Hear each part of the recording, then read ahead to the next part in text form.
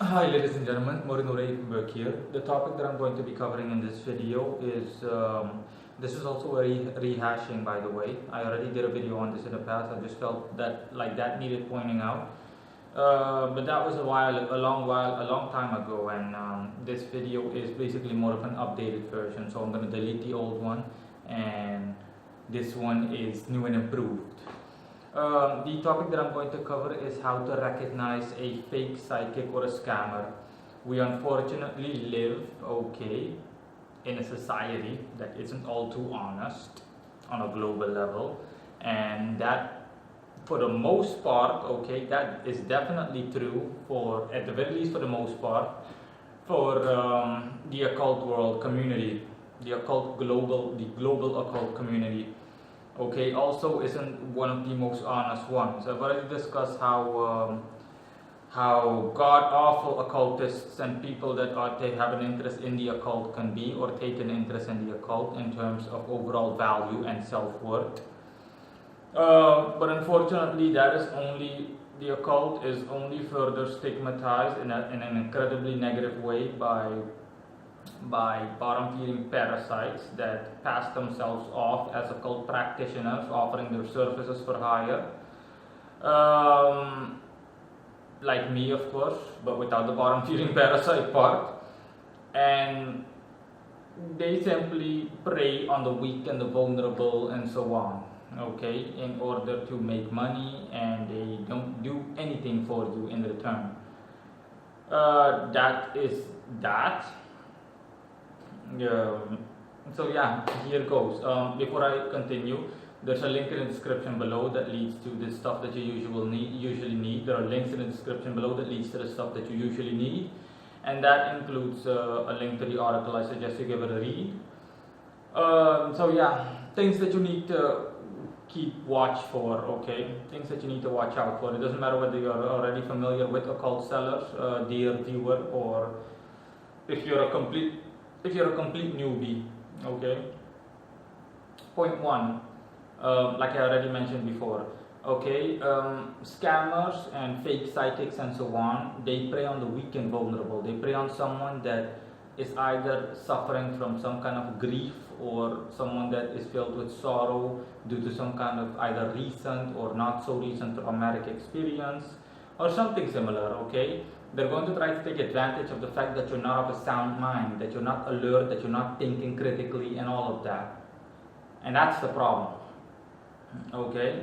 So you need to see through it. You need to check yourself before you do something, with someone like that first. Are you of a sound mind? Are you capable of making rational, clear, thought out decisions, and so on? So that's what you need to keep in mind, point one. Point two is that scammers will often go to great lengths to scam someone, or to make someone think that they're genuine, or to make someone think that they're the real deal. And that includes looking up general information, or information that can generally be found on anyone. For example, one's name, one's phone number, maybe, or something like that. If a scammer passes himself off as, I can tell you, I already know what your name is, I know what your phone number is, then something like that should not make you go, oh, you must be the real deal. Now, that's general information, information that can fly. That's general information that can be obtained. So again, that doesn't prove anything. Point three, see how credible that person is. Does that person use his or her real name? Does that person have any kind of credentials whatsoever? If you look that person up, can you find any information on that person? Does that person have an adequate form of contact information? Does that person divulge his or her location, or anything like that? Does that person have an office or something resembling an office from which he or she works? In most cases, this is not true, or this is simply not the case. They either work with fake names that are not real, so the names that aren't real, not their real names the way that I do. They they're very secretive and shady and keep themselves at a distance. Okay. Again, I have everything. Because I don't, despite the fact that I don't need to share everything with people, with the world, I still share it. Okay, knock yourself out. If you go on my website, you can contact me via email. You can contact me via WhatsApp. You have my phone number. You can contact me via Skype. Okay, the rest of my website, the information on my website lists also my social media profiles, Facebook, Twitter, my location, even Google Maps. If you go on that location, you can see pictures of my house. Okay, you have my exact address. Even if you were to Google me, try it, Moreno Ravenberg. You'll see everything, including my house on Google, just on the right side. Okay, in the Google Maps preview pane. Okay, and you see everything, the name of my street, the country I live in, everything. Okay, now honestly tell me, which other occultist or especially a scammer or someone does something like that? I do it because I have nothing to hide. Literally, why would I? I don't see the point in doing so. You can know where I live. You can know whatever the hell you'd like. I prefer that we get involved intimately and that we establish a good bond or a good foundation that leads to a proper bond, so that we can as long as you're a serious customer. But again, my point is that I have seen more than enough of these scammers and so on, and they can't show you anything. Okay, they either use fake names or they're from some worthless shithole country like mine. Okay, I'm an exception, obviously, one hell of an exception, a glaring exception, but they come from some worthless shithole country. I'm sorry for the swearing, but I need to say shithole. I don't care. You name it, like somewhere in Africa, the Congo or something. No offense meant to the Congo. Okay, just once, a place that you've rarely or never heard of. India, maybe. Countries that, generally speaking, are rife with fraud.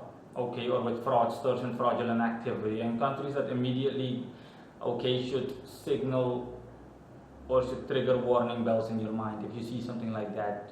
Okay, generally speaking, people from Western countries are more trustworthy. I'm not saying that that's the case, but I'm saying generally speaking, compared to every time, generally speaking, compared to the countries that I mentioned previously or the regions that I mentioned previously, then yeah. From Africa and from places like India and so on, yeah. It's a red flag, okay? I'm not saying that you should immediately dismiss that person, but if that person also breaks the rules that I mentioned previously, all my point-based rules, then yeah, you should also keep an eye out for that. And 90% chance that person is a scammer. You'll have to excuse me. Because of all the talking, I simply lost track of how many points I was going to... how many points I listed. It doesn't matter. In any case, next topic or next step, next point. Okay. How well can that person explain what he or she does with you? Okay. If it's too good to be true, then if things are generally speaking too good to be true, especially in the context of the topic that we're discussing, then yeah, it is too good to be true in most cases. Okay, if that person just tells you, okay, I can make all your dreams come true, blah, blah, blah, blah, blah, blah, and that person can explain to you exactly what he or she does in a definition, per definition, you name it, down to a layman's level of view or a layman's level of thinking, then no, there's also a high probability of that person being a scammer. Okay, yeah, and that's it. Okay, regarding this this specific point, that's what you need to be on the lookout for. For example, okay, my entire page on which that lists my magical surfaces for hire, I explain in detail what it is that I do and so on and so forth and so blah. Okay, the playlist on my channel called my web shops explains in detail how everything works and all of that. Okay, and for the rest you can simply consult my website. Okay, I list exactly what kind of magic I practice and so on and so forth, and anybody that follows me knows that I explain in my videos how all of this goes into work and what working with me will generally involve you and what I'll be sending you as proof. And last but not least, I'm going to mention something else, which is also that you need to be wary of money wiring. Okay, I'm not gonna lie to you, I also make use of money wiring, but with the money wiring services like Western Union and MoneyGram and so on. But that's simply, again, because my location unfortunately is worthless, okay? To the point where I have difficulty accepting online payments. Nevertheless, I still accept them because I want to be flexible towards customers. I also know that it is a lot easier to just pay online via PayPal or something than to head on over to a Western Union office. But again, for me, it's an incredible tedious process being here. I also don't want to make use of said services. But yeah, sometimes you have no other choice because, for example, payment processors and online digital providers like PayPal don't support worthless shithole countries like the one I'm in. But yeah, nevertheless, okay, you should also be wary of making wire transfers to people where there is no buyer protection. So when you can't get your money back, when there is no potential for a refund. I, for example, offer a refund policy. If the one that you're working with doesn't offer you some kind of refund policy, okay, or explains why there is no refund policy present, then yeah, most likely that person's also a scammer. Okay, if that person only makes use of thingies, of money wiring services, let's just like Western Union or MoneyGram, then yeah, that person is also most likely a scammer. Okay, provided that the before mentioned points are also on point themselves. Okay, that person is also a victim, or that person also commits the above mentioned points. Again, and that's pretty much it. You just need to be on the lookout, and you need to be able to think rationally. Okay. Anyone can make up some stupid story. I'm going to call upon this strong, powerful archangel for you, and all your problems will be solved. Blah blah blah blah, etc. etc. Okay, if you have, again, this is zero credibility. If I place myself in the shoes of a customer, first thing I'll be asking myself, okay, what's your real name? What's your contact info? Do you have a location from which you operate? What kind of credentials do you have? Do you advertise anywhere actively, online or offline, where I can see what it looks like? Do you have some kind of a description, in the way of just explaining who you are, what you do, and your price lists and everything like that? Do you have any credentials, something on paper? I'm not saying a diploma or any kind of certificate, but something, that proves that only supports that you're legit. Okay, that your stuff, your material, and the quality of your services is valid. Do you have a refund policy? Either yes or no. If not, then why not? And so on. Okay, what is it exactly that you do? Okay, what kind of magic or occult technique do you practice? How does it work? What are the mechanics behind it? Explained in short, layman terms. These are all things that immediately go through to me. Okay, these are things that go through to me, and things in the line of what I would ask. Before I became an occultist, long before I became an occultist, I also worked with spellcasters because if you're not capable of driving a car, then obviously you need to either hire a personal driver that has a car, or you just need to take a cab if you want to go somewhere, metaphorically speaking. So it's the same deal. I had to rely on other spellcasters to do work that I wanted done that I myself couldn't get done. And the person that I worked with meted these standards, honestly, without me even keeping that in mind. This is logical thinking for me. Okay, I immediately said, yeah, this person has these things. This person works from a location, a specific default location. This person, I have all of her contact info. She meets all the standards that immediately go through to my mind. Okay, that see to it that she's not a scammer. She can explain to me in layman terms what she does and so on. Her prices aren't grossly over exaggerated. It's in line with the service that she offers and the way she offers it. And last but not least, results. I work with that person, and yeah, I got results. And I will be honest too, sometimes things didn't work out, because I freely admit that, okay, I myself as an occult customer, okay, and this is also a wink towards my some occult customers, including those that I'm helping with, or those that I've helped with in the past. I don't know if it happens automatically or whether it's just the situation they find themselves in, but they always expect, not always, but some of them expect grandiose results, as in you literally moving heaven and earth for them, and that either A, doesn't happen overnight, it's going to take some time, or B, circumstances are of such a nature that it's just not doable.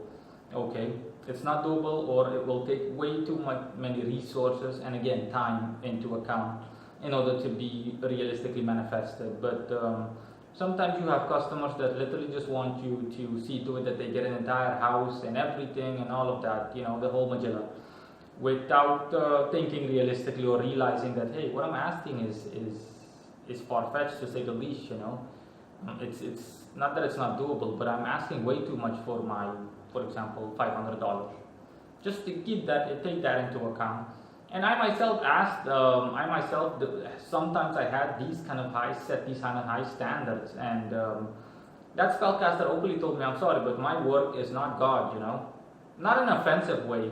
But when I called her, she was like, I simply told her, listen, this worked, yeah, but it didn't work exactly to the way that I hoped that it would work. I got results, just not the results that I was dreaming of. But again, like I said, I freely admit that is my own fault. Okay, I simply expected way too much for what I paid for, and she told me my work isn't God. Can't just do this and boom, it happens. Okay, you've already seen that it has results and potency, and yeah, that's pretty much it. If you haven't gotten exactly what you wanted the way that you envisioned it, then that's simply due to the fact that circumstances don't allow that. And yeah, that's simply what you need to keep in mind. Last but not least, I'll close off by telling people that you need to remain realistic, remain rational, and on your feet, on your toes, whatever. And that you need to maintain a certain level of proportion and need to think rationally, regardless of how dire your situation, your life situation is, which is almost always the case. Okay, for any person that's interested in seeking out occult services and so on. But in any case, the topics that I mentioned, and you can also read the article below, they list the basic things that you need to keep an eye on when engaging with a spellcaster or someone who offers magical services or occult services for hire. If that person pleads guilty, metaphorically speaking, to either 4 or 5 of those points, then yeah, okay, I'm not gonna lie to you, then you really need to be careful. There's a good chance, 90% chance that person is a scammer. Okay. In any case, that's it. Thanks for watching. Bye.